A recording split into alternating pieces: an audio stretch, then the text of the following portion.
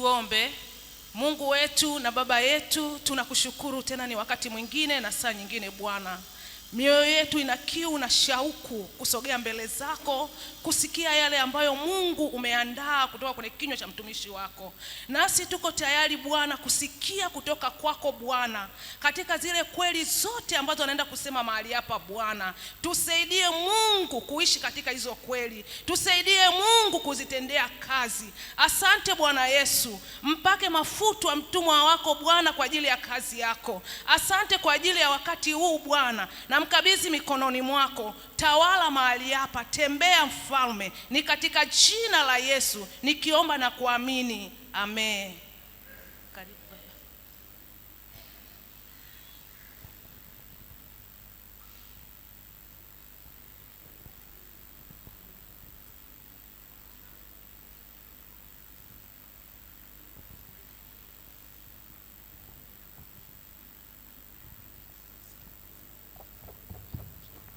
Asante sana mkurugenzi.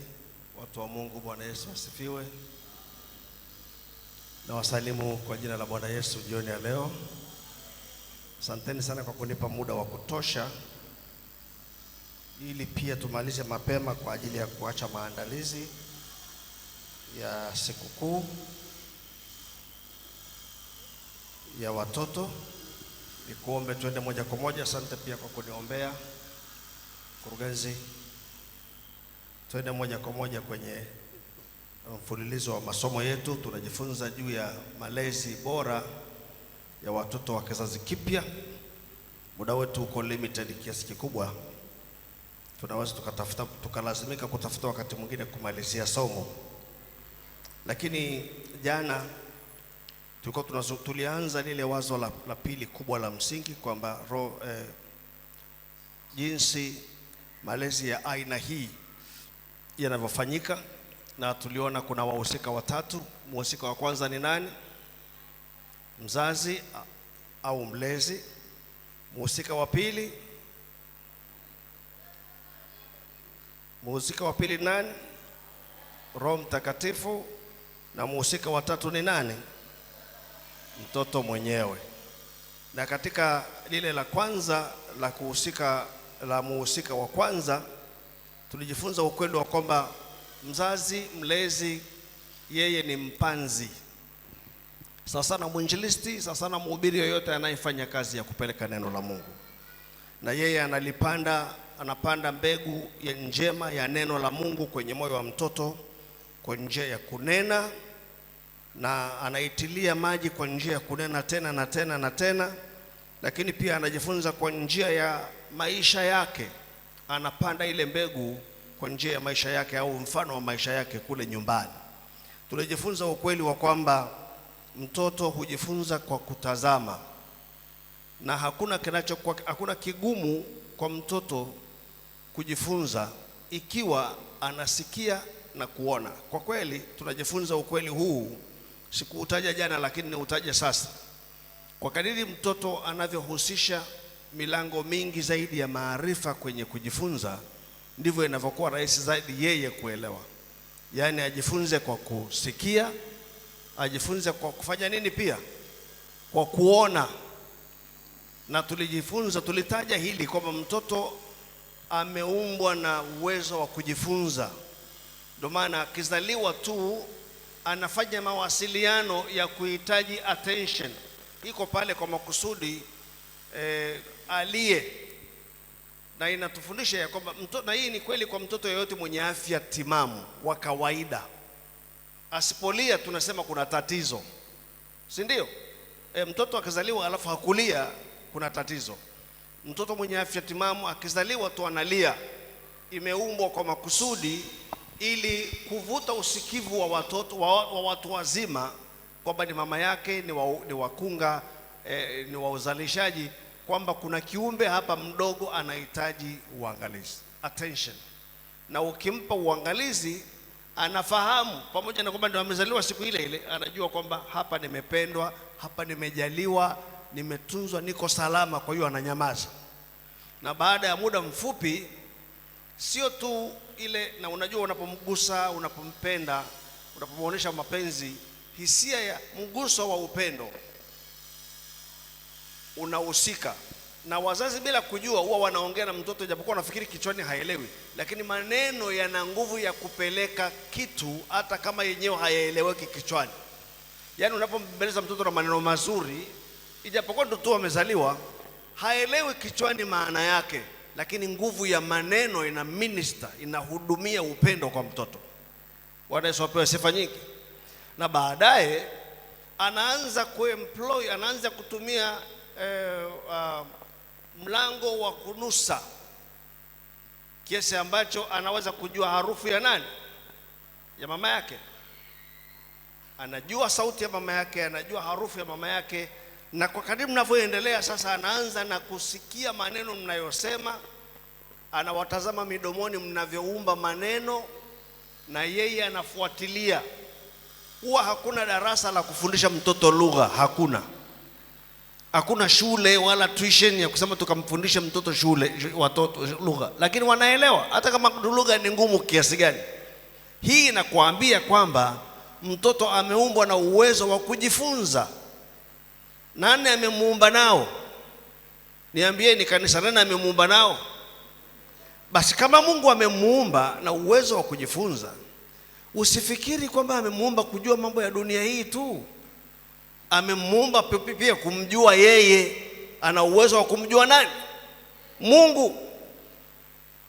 Ana uwezo wa kumjua Mungu. Na kwa sababu hujifunza kwa kutazama, observational learning, kujifunza kwa kuona, kwa kutazama, ni muhimu sana kuzingatia tunafundisha nini kwa mtoto kwa yale tunayoyafanya nyumbani. Na hasa watoto unapoona wamekaa tu kimya hivi, usifikiri basi kwa yuko kimya hakuna kitu kimeingia. Kila wakati anajifunza. Hamwezi kuishi namna moja kanisani mkaishi namna nyingine nyumbani alafu mkategemea kwamba ataelewa wokovu. No way. Na tulisema tangu anapozaliwa mpaka kufika miaka 8 anapokea bila kuhoji. Vitu vingi sana atapokea bila kuhoji. Yaani tayari system yake imekaa kupokea.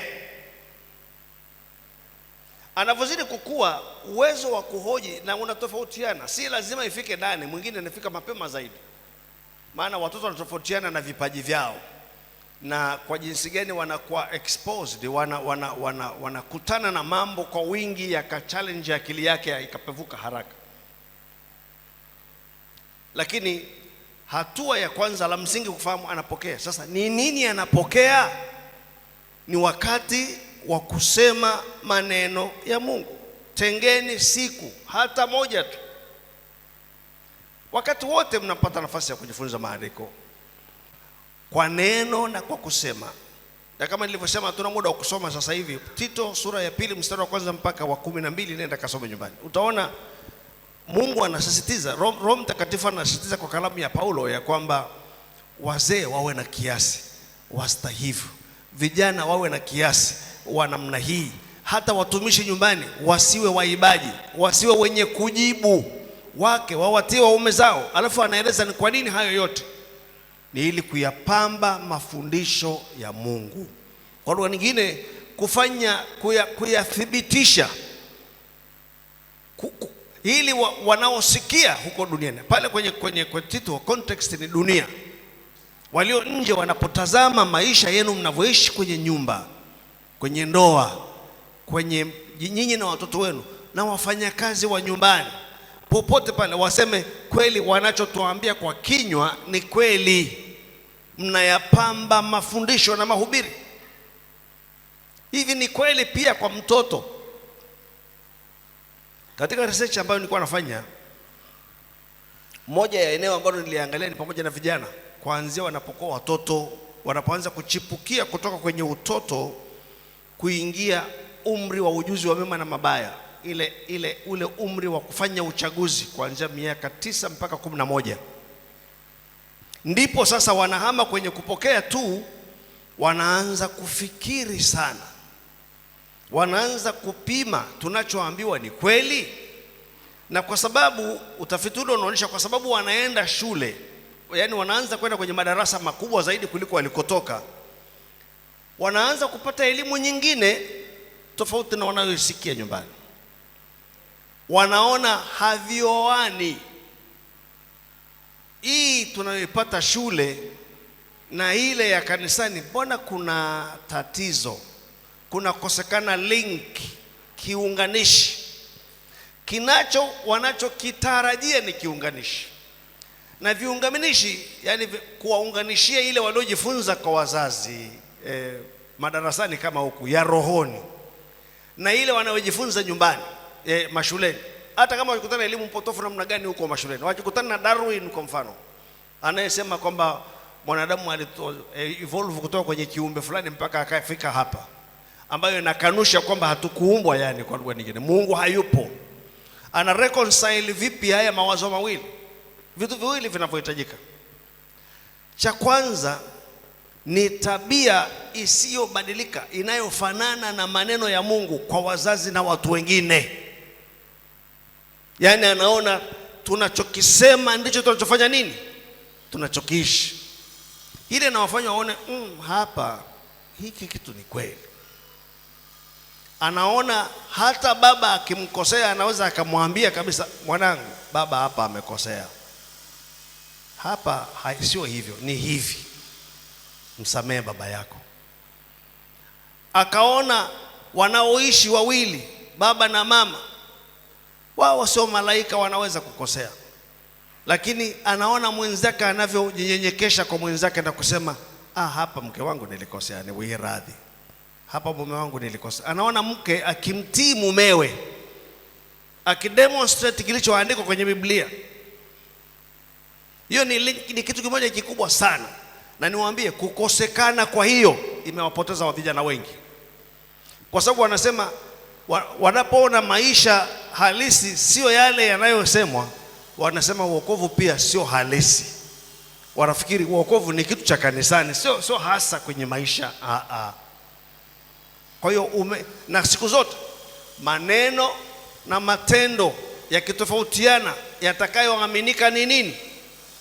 Niambie. Matendo yanapiga kelele zaidi kuliko maneno. Kwa nini? Kwa sababu matendo yanaonyesha uhalisia wa mambo kwenye maisha ya siku zote. Kwa hiyo na sisi wazazi na walezi tuyapambe mafundisho, maonyo, malezi yetu kwa kuyaishi, kama Paulo anavyosema tuyapambe mafundisho ya Mwokozi wetu. Tuoneshe kwamba kweli ile neema iokoayo wanadamu wote na sisi imetufikia, ikatuokoa, na inatufundisha kwenda katika huo wokovu kwa kuishi maisha ya kiasi na haki na utauwa katika ulimwengu upi wa sasa. Kama ilivyo kwa watu wa nje, ni zaidi sana kwa watu wa nyumbani mwetu wenyewe. Nakwambia, ukifanya wajibu wako kwenye eneo hili, haina maana ana sehemu yake pia, kama tunavyojifunza hapa. Haina maana kwamba lazima kila mmoja wao apokee kwa wakati mmoja. Anaweza kuwepo ambaye anachelewa kupokea, lakini anajua. Sio swala la kupokea, ni swala la hiari yake, ni swala la kuamua hiyo njia. Maana ana nafasi ya kuamua au kutofanya nini. Hawi mashine, sio mashine. Lakini hata aende wapi, anajua kwa kweli wokovu ni kweli. Ni mimi tu sijaamua, lakini wokovu ni kweli. Na siku moja Mungu atamfikisha mahali pa kubana, aamue mwenyewe. Nilikuambia siku za mwisho za nyuma huko katika ushuhuda wangu wa mambo kama haya, wa kijana ambaye alilelewa na mama aliyookoka. Alikuwa akikaa magotini pake akimfundisha njia ya wokovu, akaielewa, lakini hakuishika. Akaishi, akaenda zake mbali na mama yake, akaishi maisha aliyotaka kuyaishi. Baadaye akaugua ugonjwa wa kufisha, na alipotibiwa akaambiwa kwamba huu ugonjwa huwezi kupona, utakufa. Alipojua sasa nakabiliana na umilele, akakumbuka alilojifunza utotoni.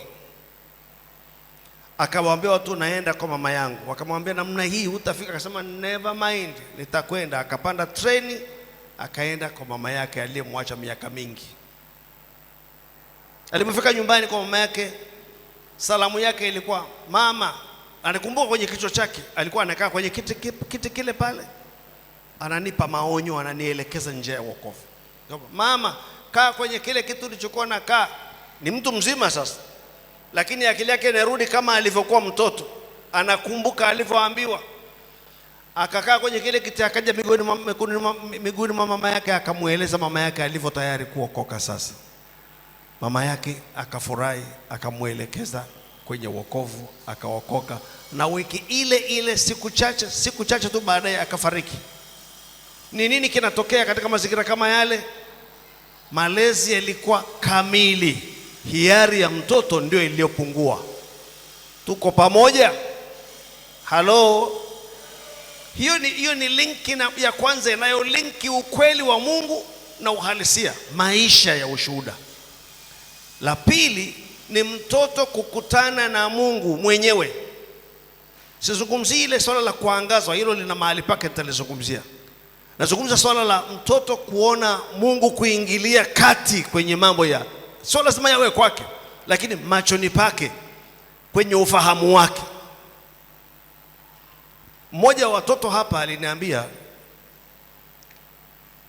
sasa hivi ni mtoto mkubwa zaidi, kama niliokoka nilipoona watu wakipona kanisani.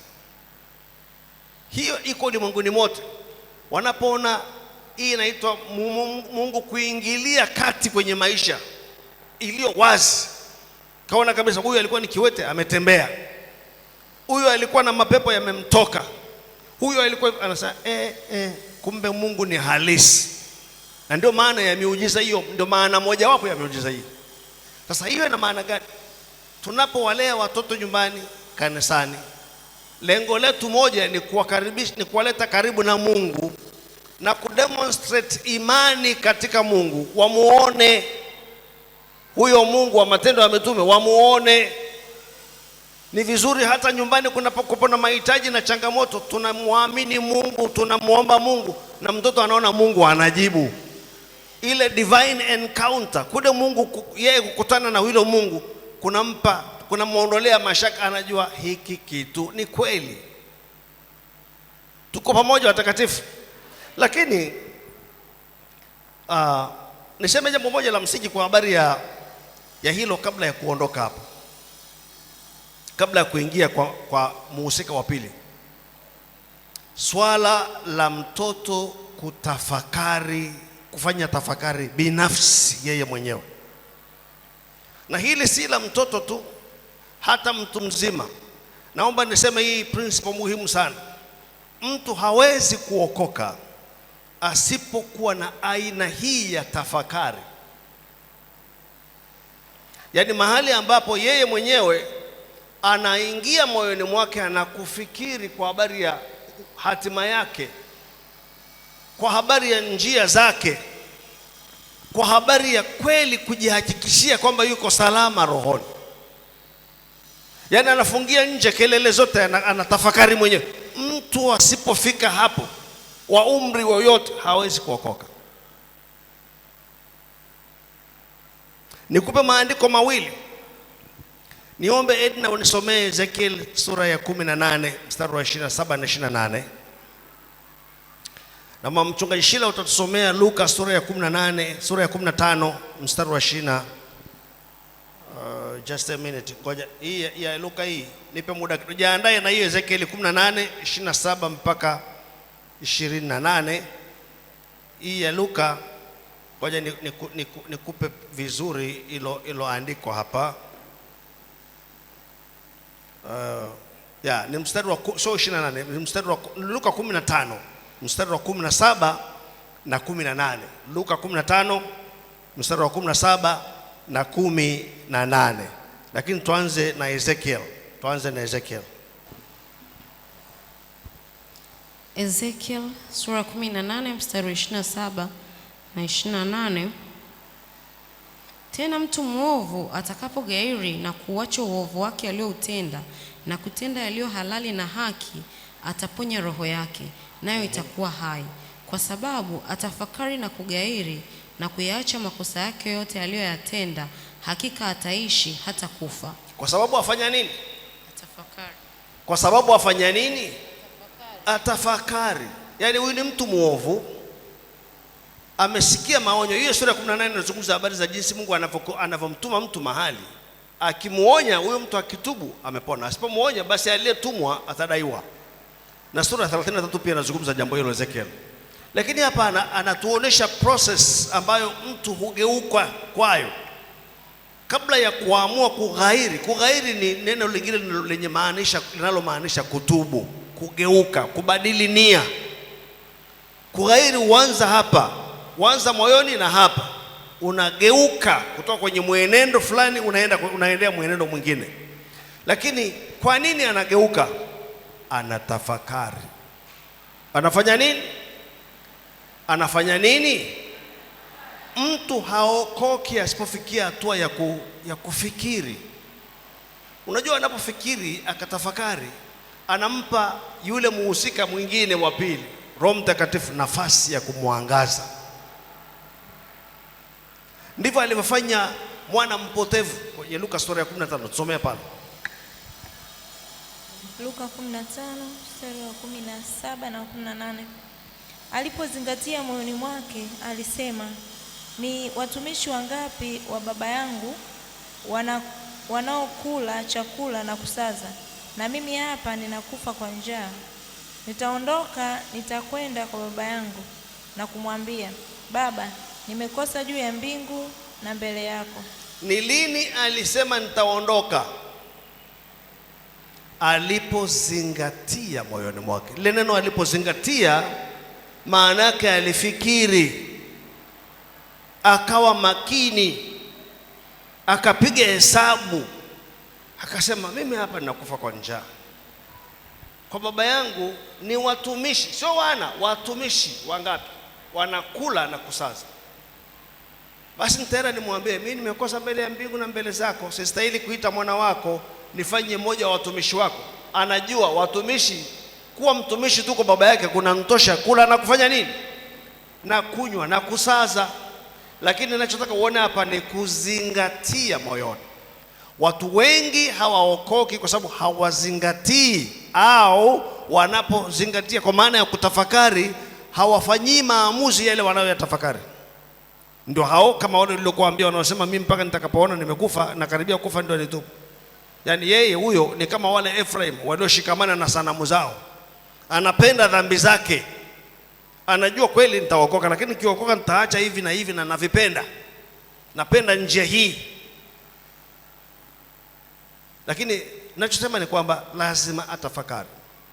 Sasa kwa nini ni muhimu kujua hili neno la mtoto au mtu unayemshuhudia yeyote kufika hapo? Inakusaidia wewe mlezi na mzazi kujua jinsi ya kumuongoza, kuengage akili yake, kuzingatia mawazo yake. Unajua kuna namna ya kumshuhudia mtu, kuna kumshuhudia mtu na kumuonya, kuna kufuatia. Kwa mfano, Petro alihubiri siku ile ya Pentecost. Alipokwisha kumaliza, maandiko yanasema akawaonya na maneno mengine mengi, akiwaambia, jiokoeni na kizazi hiki chenye ukaidi. Hatua ile ya kuwaonya ni kuwafanya wafikiri, waamue sawa sawa. Tuko pamoja? Ni sawa sawa na mfanya biashara. Mfanya biashara anapotaka kuuza bidhaa yake, hakuambii jinsi atakavyopata pesa kwa biashara yake, maana hiyo haitakufanya ununue. Hata kuambia jinsi ambavyo, jamani, nategemea hii biashara ili niishi, hiyo sio approach sawa sawa. Wewe ni juu yako kama unahitaji. Mimi nataka kitu kinachonifaa. Kwenye biashara mnunuzi anataka faida za anachotaka, si ndio? Kwa hiyo yeye anachofanya ni kukueleza faida tu, kana kwamba hana uhusiano na hiyo biashara yeye. Nilikupaka mifano. Kwenye mabasi mara nyingi tumenunua vitu ambavyo tulikuwa tumekusudia hatununui. Na nakumbuka kuna wakati nilisema, hawa siku zote wanatushawishi, mimi hata sitasikiliza. Lakini anavyoanza kuzungumza na kuelezea faida za kile kitu, anaichokoza akili yako kufikiri mara mbili. Watoto pia tunatakiwa kuwashuhudia, lakini pia wakati huo tukiwaonya kwamba wana majukumu, wanahusika wao wenyewe binafsi kufikiri na kufanya uamuzi, kugonga kwenye mlango wa akili zao kila mara, watafakari. Tuko pamoja? Tunafanya huo wajibu, na hiyo ni sehemu ya kutilia maji. Tulizungumza habari za kupanda mbegu na kufanya nini, na kutilia maji. Na kwa kweli na wasiwasi muda wa kuzungumza habari za kizazi kipya utanikosa, lakini ngoja niseme kidogo hapa, kwa sababu sitakuwa na muda wa kusema kwa wingi kule. Kwenye kitu kitakachomlinda na mtoto na kizazi hiki ni katika kumshuhudia, kumwelewesha dunia ilivyo na inavyofanya kazi, na jinsi adui, na jinsi tunavyoishi katika siku ambazo adui anafanya makusudi kupofusha fikra za watu, kuwaongoza kinyume na kweli. Unajua, Musa alilelewa na mama yake mzazi kwa gharama za binti Farao, na alipokwisha kufika mahali amekuwa mkubwa sasa, akampeleka kwa binti Farao, lakini alichoambiwa akiwa mdogo hakikumtoka. Ndio maana alipokuja kuwa mtu mzima akachagua kuachana na Wamisri na kushikamana na watu wa Mungu. Sasa kwa nini nasema mfano wa Misri na Farao na Musa? Ni kwa sababu ulimwengu wa Misri ulikuwa unasema ya kwamba kuwa mtu ambaye umekulia ikulu una bahati, na ni kweli. Na Musa kama mtu ambaye alikuwa intelligent, maandiko yanasema alisoma elimu yote ya Misri yote, na mwana wa binti Farao alikuwa ana nafasi ya kuwa Farao baada ya yule Farao aliyekuwepo kuondoka. Kwa hiyo utaona dunia ilikuwa inamuita, si ndio? Si ndio jamani? Fursa za maana sana zilikuwa zinamuita. Lakini unajua kuwa Farao kulikuwa na maana ya kukubali kuabudiwa, kukubali kuengage miungu ya Misri.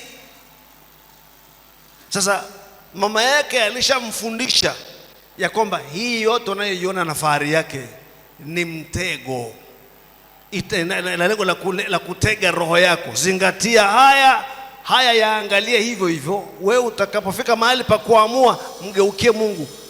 Kuwa mtu wa Mungu ndio utajiri mkubwa zaidi. Kuwa mtu wa Mungu ndio kuwa mtu wa kisasa zaidi. Ile ilimshilde, ilimlinda na dunia iliyokuwa inampress. Hata sasa katika malezi ya watoto, katika kuwaongoza kufikiri na kutafakari, tunahitaji kuwaonya kwa habari ya dunia hii inayoitwa mbovu iliyopo sasa, na matumizi ya social media zake na kauli zilizoko duniani, ili watakapokutana nayo. In fact, tunapopeleka mtoto shule, kwa kadiri ya ile ngazi anayokwenda, natakiwa kumwandaa nayo, kwamba ni chekechea, kwamba ni sekondari ya boarding, kwamba ni chuo, lazima umpe orientation kama ya mtu wa Mungu, kwamba huko anaenda kukutana na nini, mitego ikoje, aina gani ya marafiki anatakiwa kukaa nao mbali. Unamshildi, unampa antivirus dhidi ya matatizo ya dunia. Bwana Yesu apewe sifa nyingi. Lakini tukishafanya yote, tunakwenda kwenye yule muhusika wa pili ambaye ni wa karibu sana, Roho Mtakatifu. Tuna kazi naye sisi wazazi, na yeye mtoto pia. Tunaweza kufanya kila kitu na bado kusifanyike chochote bila Roho Mtakatifu kuingia kazini kwa upande wake. Na ndio maana tunaposema na mtoto, tukishamaliza tukiwa magotini, tunamwomba Mungu Roho Mtakatifu aseme nao. Tunamwambia Baba, Roho Mtakatifu aseme na hawa watu. Unakumbuka kwenye kitabu cha Matendo ya Mitume sura ya 16 tunasoma habari za Lydia, jinsi ambavyo maandiko yanasema moyo wake ulifunguliwa na nani? Hebu tusome. Pengine tunazungumza hapa nikiasumu kwamba watu wameyasoma haya maneno, na hii ni kukuonyesha jinsi ambavyo Mungu anahusika katika hayo mambo, na bila Mungu kuhusika ni ngumu sana.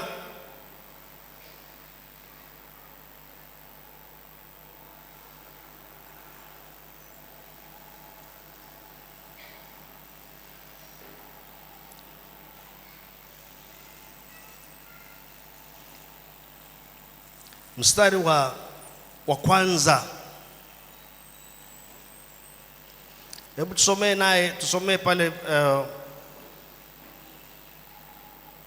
pale Edna.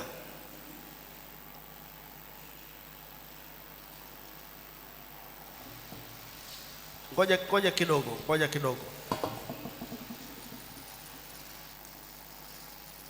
Ngoja niipate vizuri.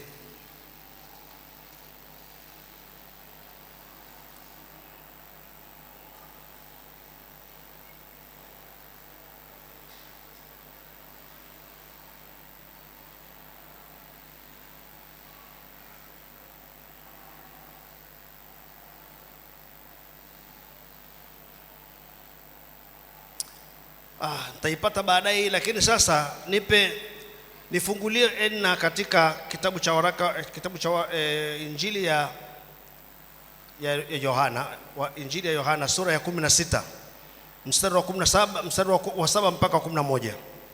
Tunazungumza habari za muhusika wa pili, Roho Mtakatifu. Hii nyingine nitaipata baadaye. 16 sura mstari wa 7 mpaka 11. Yohana Mtakatifu 16:7-11. Lakini mimi nawaambia iliyo kweli, yawafaa ninyi mimi niondoke, kwa maana mimi nisipoondoka huyo msaidizi hata kuja kwenu, bali mimi nikienda zangu nitampeleka kwenu. Naye akiisha kuja, huyo atauhakikishia ulimwengu kwa habari ya dhambi na haki na hukumu. Kwa habari ya dhambi, kwa sababu hawaniamini mimi; kwa habari ya haki, kwa sababu mimi naenda zangu kwa Baba, wala hamnioni tena; kwa habari ya hukumu, kwa sababu yule mkuu wa ulimwengu huu amekwisha kuhukumiwa.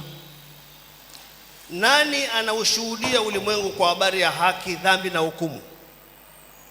Nani? Nje na ushuhuda huu wa Roho Mtakatifu kwenye mioyo ya watu hawawezi kuelewa.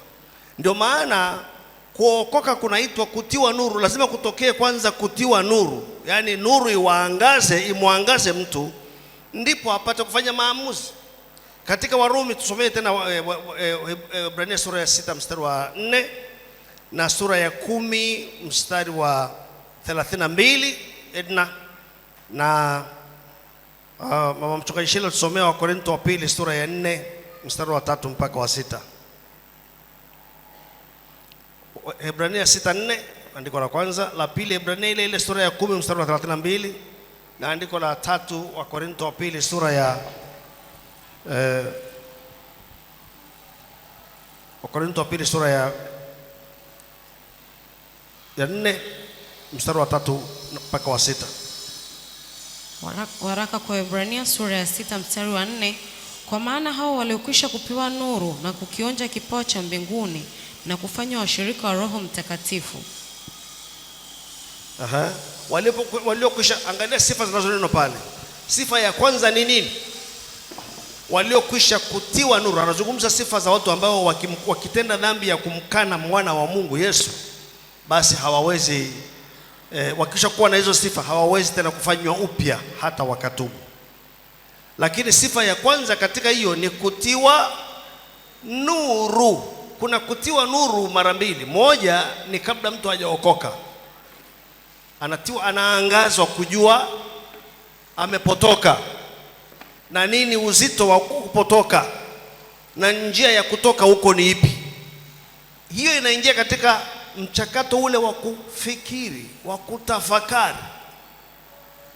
Anafika mahali moyo wake unazingatia, anaona clearly. Na watu wanaopata hii vizuri huwa ni ngumu kurudi nyuma.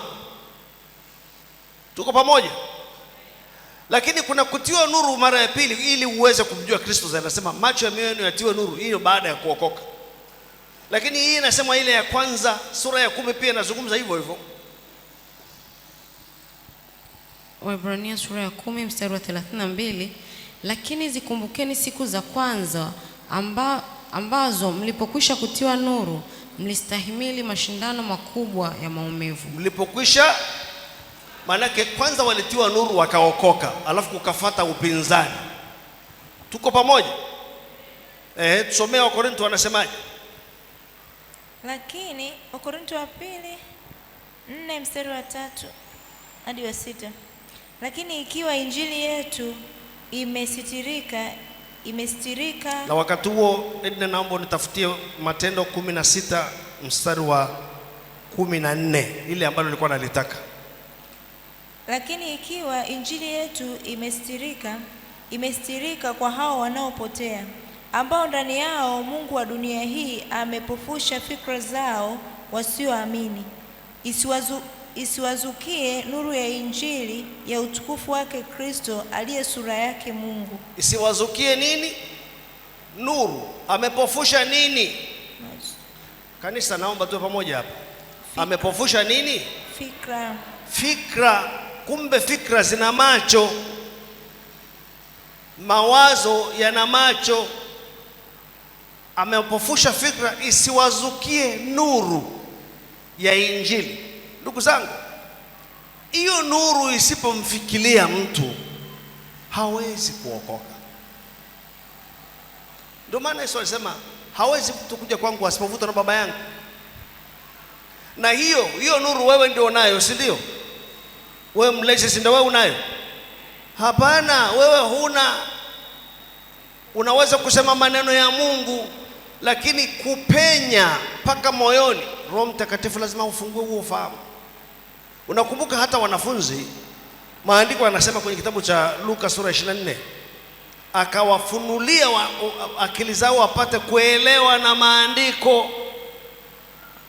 Kuna mguso wa Mungu, Roho Mtakatifu unaohitajika sana. Tuko pamoja kanisa? Ndio maana tunahitaji kushirikiana na Roho Mtakatifu katika swala la ushuhuda. Some Lydia, habari za Lydia pale Matendo ya Mitume 16 mstari wa 14. Matendo 16:14. Mwanamke mmoja jina lake Lydia, mwenye kuuza rangi ya zambarau, mwenyeji wa Thiatira, mcha Mungu, akawatusikiza, ambaye moyo wake ulifunguliwa na Bwana ayatunze maneno yaliyonenwa na Paulo. Moyo wake ulifunguliwa na nani jamani? Moyo wake ulifunguliwa na nani? Na Bwana. Moyo wake ulifunguliwa na Bwana. Mungu ana sehemu. Tuko pamoja? Mungu ana sehemu ambapo kama hakufanya sehemu hiyo, hata ushuhudie kichwa chini miguu juu, hakitafanyika kitu.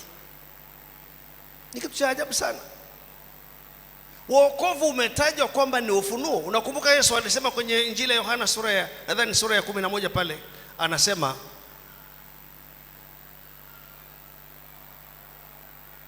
na kushukuru Baba, Bwana wa mbingu na nchi, kwa maana mambo haya uliwaficha wenye hekima na akili. Kwa maana Mungu wapinga wajukuu zao, kwa lugha nyingine. Umewaficha wenye hekima na akili, ukawafunulia nani? Watoto wachanga.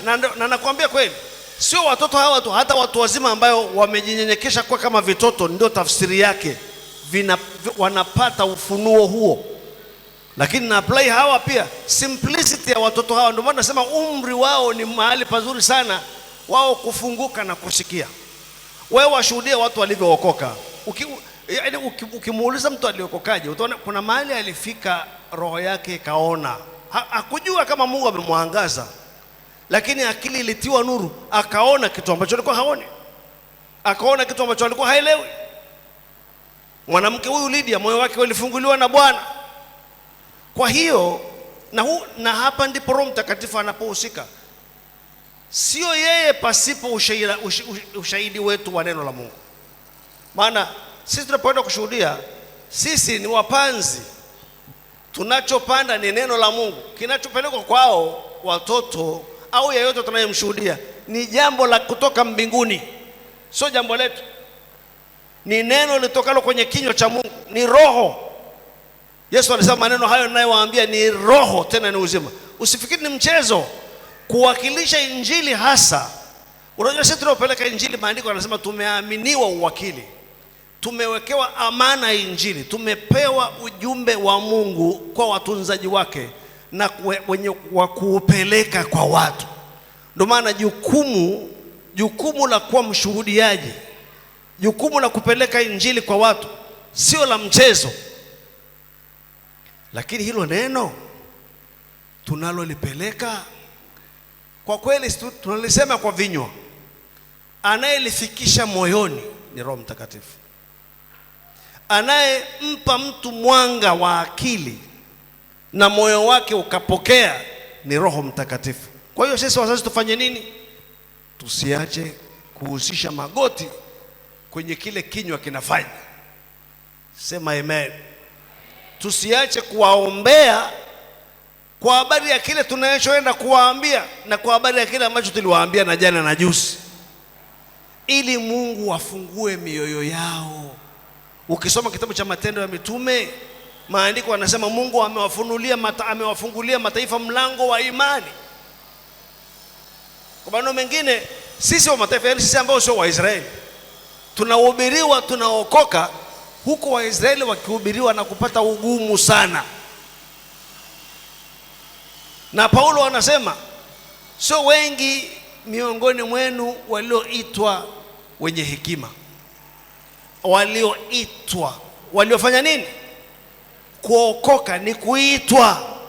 Lazima mtoto asikie sauti zaidi ya ile ya kwako unayosema, isemayo moyoni mwake, isemayo akilini mwake. Hatajua saa hiyo kwamba ni Mungu anamwita, hatajua saa hiyo, lakini atasikia. Maandiko yanasema hivi. Ngoja nikupe andiko lingine katika kitabu cha Injili ya Yohana sura ya, somea pale Edna, tunasomea vifungu viwili vya maandiko. Kwanza, badala ya Yohana, anza na Isaya 54 mstari wa 13. Isaya 54 mstari wa 13. Alafu unganisha na Yohana 6 mstari wa 44 na 45. Yohana 6 mstari wa 44 na 45.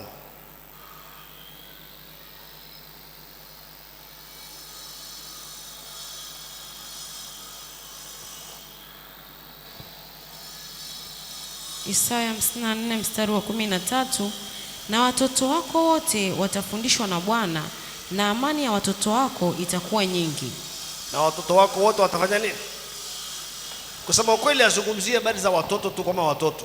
Unajua pale anazungumza na mji wa Yerusalemu, na anapowaambia mji wa Yerusalemu watoto wako, ana maana ya wakazi wake. Inahusisha watu wazima mpaka watoto. Tuko pamoja? Na Yesu kwenye Yohana sura ya 6 mstari wa 44 mpaka 45 ananukuu andiko hilo la Isaya, akionyesha jinsi Mungu anavyohusika katika watu kuja kwake.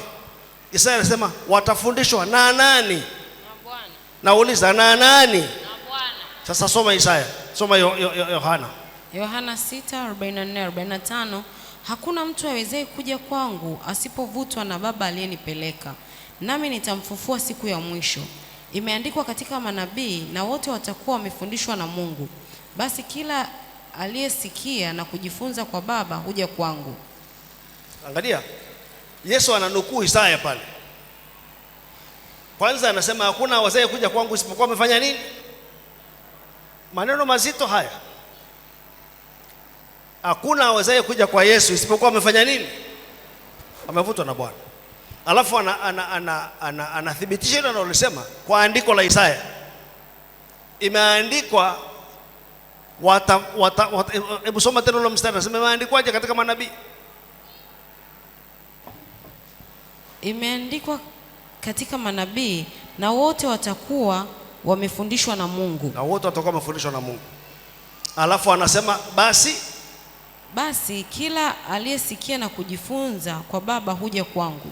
Watu wanaokuja kwa Yesu kumbe wamesikia na kujifunza kwa nani? Nani anayesema nao? Ni Roho Mtakatifu. Nikikuuliza hapa, hivyo ulisikia sauti ya Mungu Baba ndio wakaja kwa Yesu, unaweza ukasema hapana, kwa sababu hujui. Lakini kilichokuwa yale mawazo yaliyokuwa yanakuelekeza kuokoka, ule ufahamu wa umuhimu wa kuokoka, ilikuwa ni sauti ya Mungu. Kama hujui, nikwambie leo, Baba alikuwa anakuvuta. Sasa haimaanishi kwamba unasikia kwa Baba alafu lazima utaokoka. Bado mtu ana sehemu yake.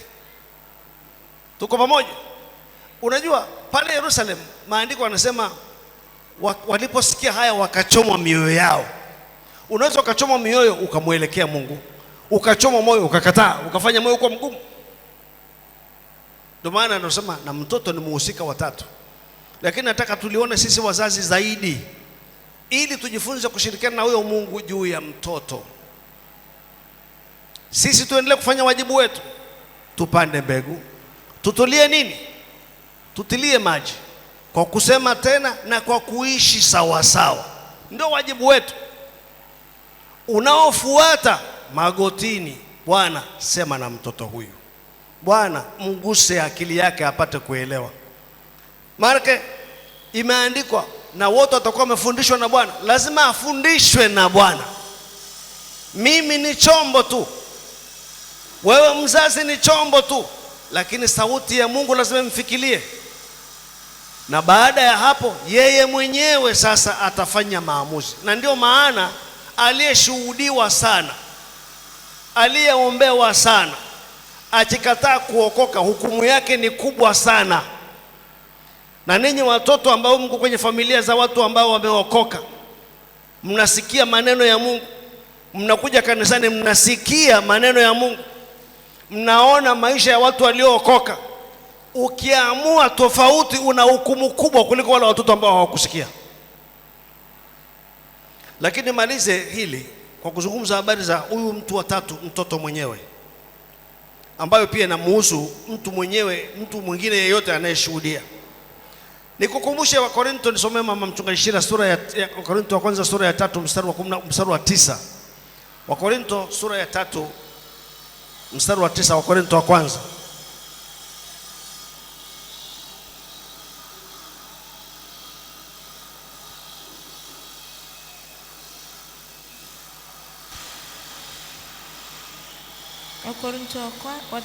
Wakorintho wa kwanza 3 mstari wa 9.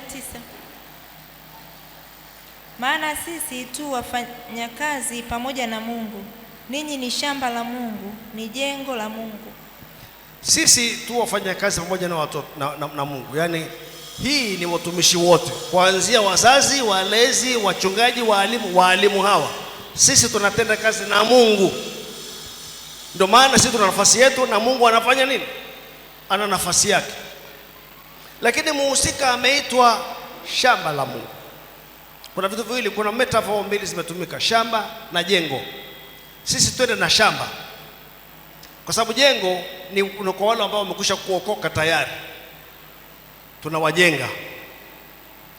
Shamba linahusiana na tangu mwanzo. Shamba ndilo linalopokea nini? Mbegu. Tuko pamoja? Shamba ndilo linalopeleka nini? Napokea nini? Mbegu. Lakini wewe unafahamu ya kwamba shamba kama ni gumu, halikutifuliwa, mbegu itaingia? Mbegu haitaingia. Ndio maana Biblia inazungumza habari za kutokufanya nini? Migumu mioyo yetu. Wale wanaokataa kuokoka, mioyo yao haikutifuliwa. Ndio maana wanahitaji kujinyenyekesha. Yesu alisema statement moja. Unajua Bwana Yesu amesema mambo makubwa sana ndugu zangu. Katika Mathayo sura ya 18, tusomee pale Edna, na mstari wa 3, Yesu alisema maneno mazito.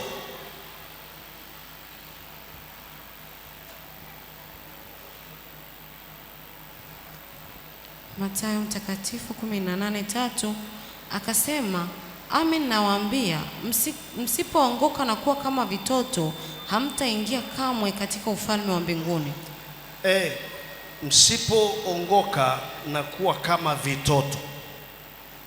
Mtoto ni mtu wa namna gani? Hii inatupeleka mahali pa kujiuliza, kwani mtoto yukoje mpaka ionekane kwamba tusipokuwa kama yeye hatuwezi kuingia kwenye ufalme wa mbinguni? Tafsiri yake hasa ni kwamba mtoto sio mbishi, mtoto kwa asili yake haoni, yani kwa mfano ukimfundisha mtoto leo, nikimwambia mtoto sema mama, sema asante, yeye anasema tu, wala hajisikii vibaya.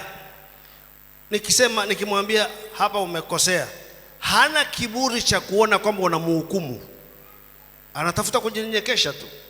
Unaweza ukamchapa akalia na baadaye akarudi kwako, hana kinyongo chochote, hasemi utanitambua. Attitude, moyo wa kujinyenyekesha, wa kujifunza, ile teachable spirit, roho ya kusikia, roho ya kufundishika, ndio inayozungumzwa hapa. Lakini mngoja akiwa mtu mzima, unamwambia hivi, unajua pale ulikosea, umenionaje? Yani kakiburi fulani kanaanza, anakupinga kwa sababu hataki aonekane kwamba yeye hajui. Na Mungu anasema msipojirudi, kuongoka maana yake ni kurejea. Msipojirudi, msipoongoka na kuwa kama so watoto tu wowote, vitoto, maana yake wadogo. Kwa nini? Kwa sababu Mungu huwapinga wajikuzao. Unajua hapa nataka kujibu swali ambalo najua umejiuliza kichwani, kwamba sasa kama mtu hawezi kuokoka, Mungu asipomvuta, sasa kwani kama basi Mungu hakumvuta kwa hiyo hana makosa? Na yeye ana sehemu. Kwa nini Mungu hakumvuta na yeye ana sehemu? Ana attitude ya kupingamana na Mungu, hana moyo wa kujinyenyekesha, na kwa sababu hiyo anaangukia kwenye lile kundi ambalo tunalisoma hapa sasa. Tusomee tena mama mchungaji Shila, sura ya 11 Mathayo, sura ya 11 Mathayo. Na hapa nitakuonesha context ambayo maneno hayo yamenenwa, kuanzia mstari ule wa 25 mpaka mstari wa 30. Tusomee, tutamaliza na fungu hili. Nitasoma Mathayo 11 kuanzia mstari 25 hadi 30. Wakati ule Yesu akajibu akasema, nakushukuru Baba, Bwana wa mbingu na nchi, kwa kuwa mambo haya uliwaficha wenye hekima na akili, ukawafunulia watoto wachanga. Naam Baba, kwa kuwa ndivyo ilivyopendeza mbele zako. Akasema, nimekabidhiwa vyote na Baba yangu, wala hakuna amjuaye mwana ila Baba, wala hakuna amjuaye Baba ila mwana, na yeyote ambaye mwana apenda kumfunulia. Njoni kwangu ninyi nyote msumbukao na wenye kulemewa na mizigo, nami nitawapumzisha.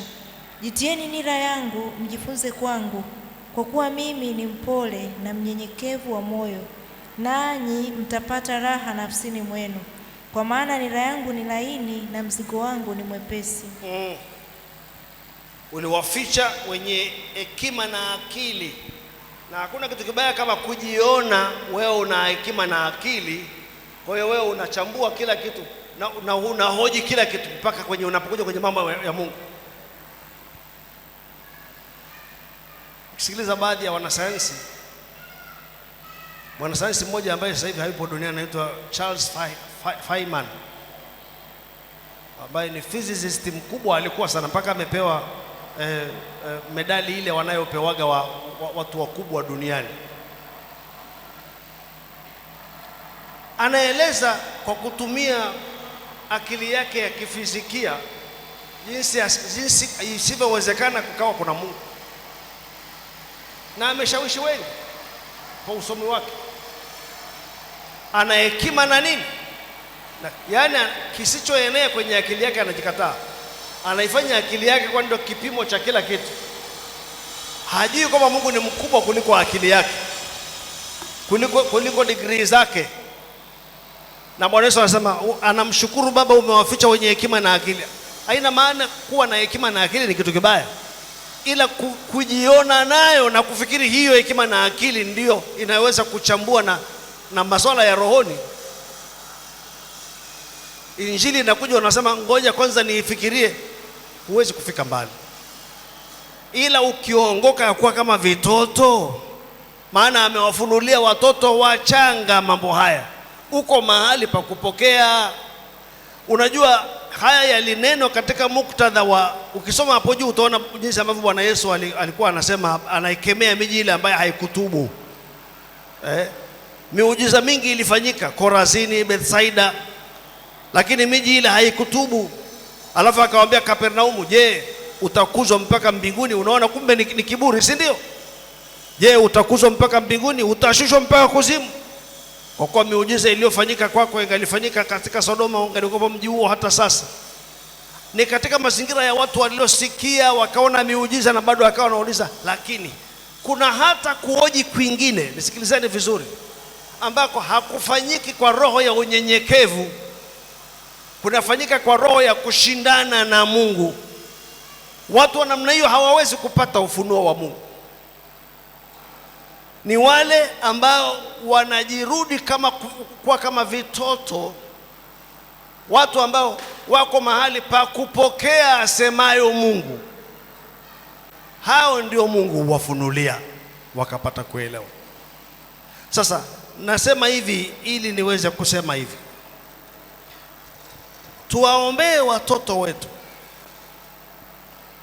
wawe mahali pa kupokea na kuzingatia. Tuwaonye watoto wetu wawe mahali pa kumnyenyekea Mungu na kupokea. Unajua, wakati mwingine tumeshuhudia watu wa imani zingine potofu, na wao wakatuambia, sasa tutajuaje? Sisi kitabu chako kinasema hivi, changu kinasema hivi, sasa mimi nitajua yupi ndio anasema kweli? Ikifika hapo huwa tunawaambia hivi, tunawaambia, unataka kujua ukweli, unataka kabisa usipotee, uende mbinguni ukifa, sasa nenda, wakati hakuna mtu yeyote, piga magoti, sema kwa kutoka kwenye moyo wako hayo wanayoniambia. Mungu, angalia kitabu changu kinaniambia hivi, na hawa watu wanasema hivi, mimi nachanganikiwa, sielewi, lakini natamani kabisa kuja mbinguni, natamani kabisa kukujua, naomba unijulishe. Akifanya hivyo, na ni wengi wamefanya hivyo, kwa dhati ya moyo wake atajua. Unajua Yesu alisema mtu akitaka kujua yale mafundisho atafahamu. Hata tunapowashuhudia watoto, tuwaongoze kutamani ukweli. Yaani kusema tu mimi nikijua yaliyo kweli nitapokea, nikihakikishiwa Mungu akinifundisha, akinifunulia, niko tayari, sitaki kupotea. Tuwalee watoto pamoja na kuwashuhudia, kuwaongoza kuwa mahali pa kupokea, mahali pa Mungu kuwasaidia. Tusimame.